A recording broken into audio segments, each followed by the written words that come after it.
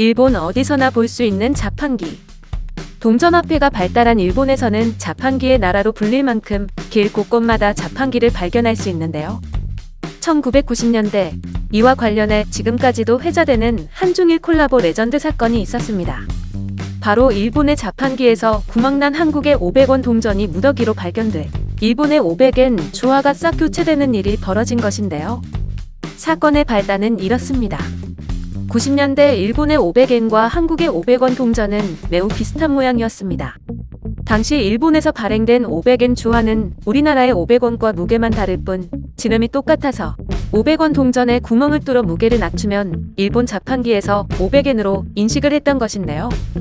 말 그대로 500원에 구멍만 뚫으면 500엔이 되는 뻥튀기 마법을 부릴 수 있었던 것입니다.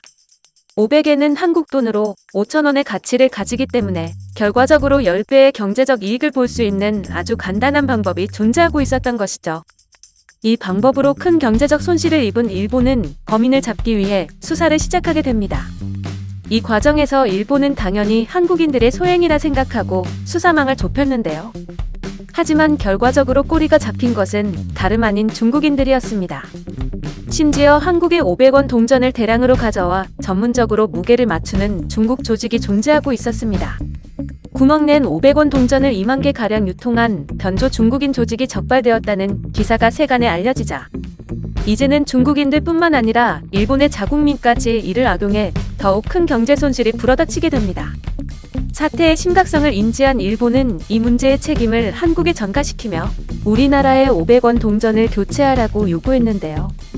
하지만 당시 일본의 500엔 주화 발행일자는 1981년 6월 30일, 한국의 500원 주화 발행일자는 1981년 1월 8일, 즉 한국이 먼저 500원 주화를 만들었다는 것이 밝혀지면서 일본의 요구는 받아들여지지 않았습니다.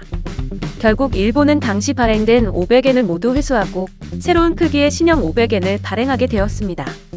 그리고 자판기 또한 신형 500엔만 인식할 수 있는 자판기로 전량 교체되면서 90년대 구멍난 500원의 뻥튀기 마법은 사라지게 되었습니다.